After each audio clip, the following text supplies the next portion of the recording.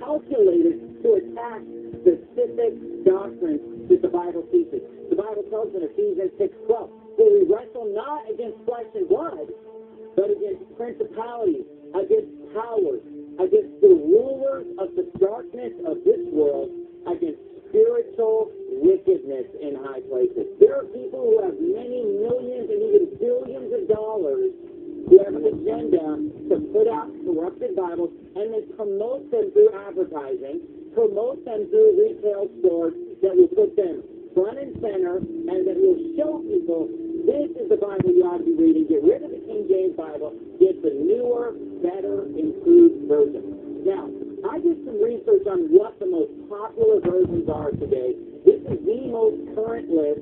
I checked it with a bunch of different sources, and they all came up with the same 5 Bibles. The number 1 Bible today is not the King James Bible. It's the New International Version, the NIV.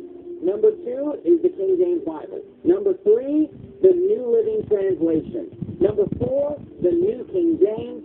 And number 5, the English Standard Version, or the ESV. Different lists I looked at had those in a slightly different order, but they all had those 5. Most people don't realize that there are hundreds of translations. And obviously we don't have the time to go through each and every one of them. It would make a lot more sense to just focus on the 4 corruptions that are the most popular. The NIV is missing 16 entire verses from the New Testament.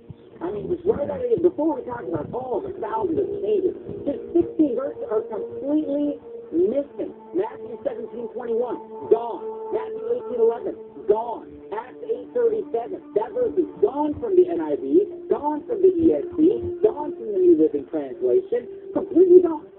Acts 8:36, King James Bible. And as they went on their way, they came unto the same water, and the eunuch said, "See here is water, what does it mean outside?" And Philip, the soul said, "If thou believest with all thy heart, thou mayest." So the eunuch, the sinner, said, "What's tutoring me was something that can get baptized." Philip, the soul said, "If thou believest with all thy heart, thou mayest."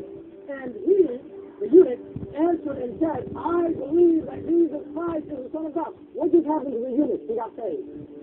Why? Because we confess in our mouth the Lord Jesus and believe in our heart that God raised him from the dead, thou shalt be saved. He believed in his heart, he confessed with his mouth, he got saved. So what they do, verse 38, and he commanded the church to stand still, and they went down both into the water, both Philip and the eunuch, and he got saved. So verse 36, what's stopping you from getting baptized? Verse 37, as long as you believe and get baptized, he confessed with his mouth, believes in his heart. Verse 38, he got saved. Amen. What does the New International Version say?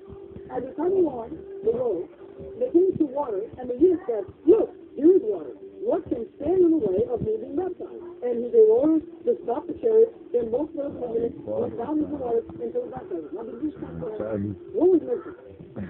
I don't know if you noticed. The entire verse 37. So according to the New International Version, this is not well. You guys nothing. Let's be baptized. What's missing? Believe in Jesus Christ. What's missing? The gospel. What's missing? Why are these Bibles attacking Jesus Christ? Exactly. It wouldn't make sense if you realize that. But not only did they remove 16 entire verses from the NIV, they also put notes on 27 other verses saying these verses were probably not in the original. Again, causing you to doubt God's word. Verses like Mark 16:15, "Go ye therefore into all the world and preach the gospel to every creature." Verses like, "Father, forgive them, for they know not what they do." They haven't removed these verses, but they put a note next to it that renders it in the reader's mind null and void, saying, well, this probably wasn't in the original anyway. This doesn't really have any authority anyway. We believe that Jesus Christ was God in the flesh. This is something that these modern versions constantly change and attack. Let me give you some examples. 1 John 5:7, "For there are 3 that bear record in heaven, the Father, the Word, and the Holy Ghost, and these 3 are one." That's where we get the word Trinity. 3 in 1. These 3 are one. The NIV, on the other hand, just says, "For there are 3 that testify." Doesn't mention the Father, doesn't mention the Word, doesn't mention the Holy Ghost, and does not mention God was manifest in the flesh, justified in the Spirit, seen of angels, preached unto the Gentiles, believed on in the world, walks among us. And the Bible is crystal clear in 1 Timothy 3:16 that Jesus Christ is God. I will often read the footnotes and we'll understand